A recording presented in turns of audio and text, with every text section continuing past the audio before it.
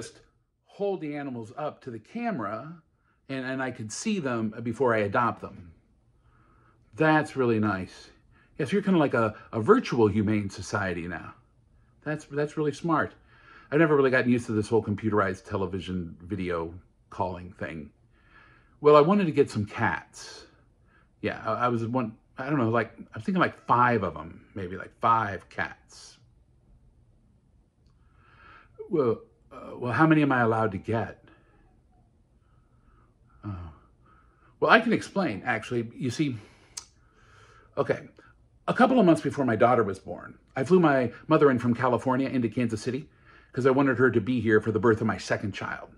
You know, family is very important to me, and I wanted my daughter to have a chance to get to know her grandmother. And I knew it was important that my mom get to know her granddaughter. So out of the blue, just recently, my mom says that, you know, maybe she's overstayed her welcome and should she be going home? And I'm like, Mom, what are you talking about? You've barely even been here a year. Huh? Just a year. I mean, every day for a year. I mean, hey, side note, never fly your mom into town on a one-way ticket.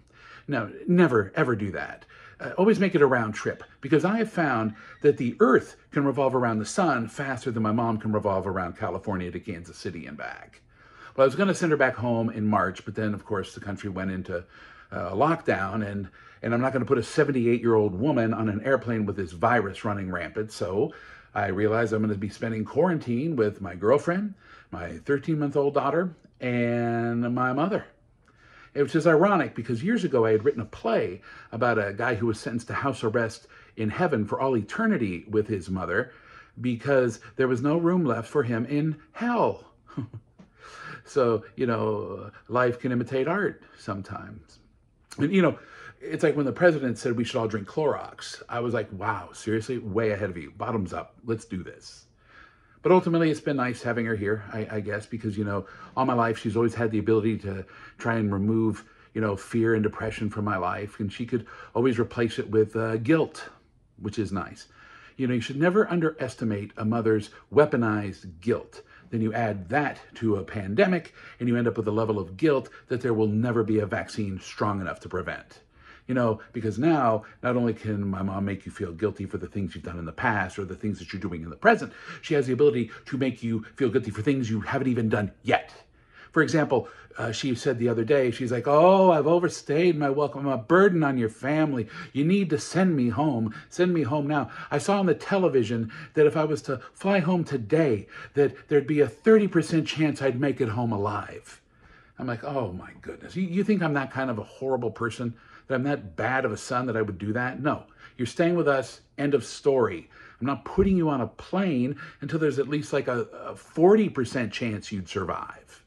She'd just roll her eyes and walk away and mumble something in Armenian under her breath. And I just laugh.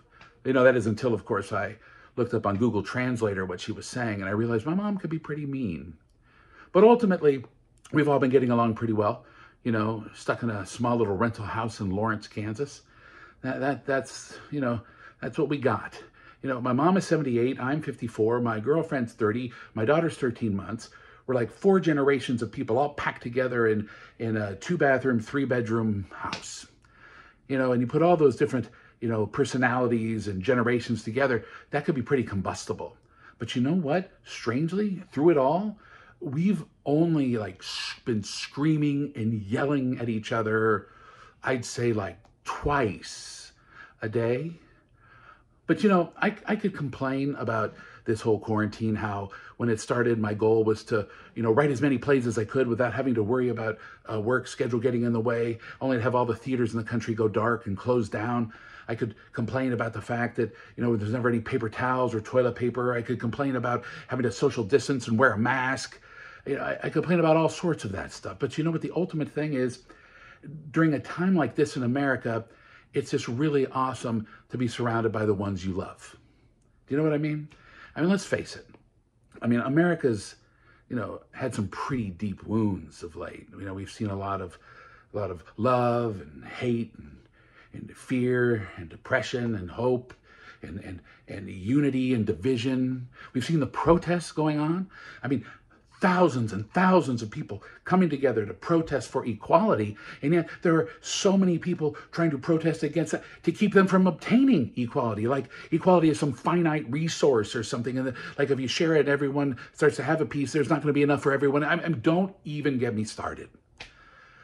Ultimately, though, through this whole process, the best thing about it is I've had the chance to bond with my daughter. To connect with her without having a work schedule getting in the way, to be able to look into her eyes and see that there's hope for the future, that she can create a better society and future than I have had. She can create one better than her mother's had, or definitely better than my mother has had. And that's really all I ever wanted, was for all four of us in this house to come together to try and clear the path and get rid of all the stupid obstacles that she might face in the future, so that down the road she can just close the deal. You know what I mean? I want to make progress for her so that she can obtain closure. So I guess what I'm saying is, yeah, this whole pandemic thing's been kind of crazy. It's had its ups, its downs. It's, we've been pushed to the limits, but ultimately, I think we as Americans can come out of this better than when we went in. That is, of course, if we can remember to always wash our hands and not touch our face. Why the cats, right? My mom's allergic.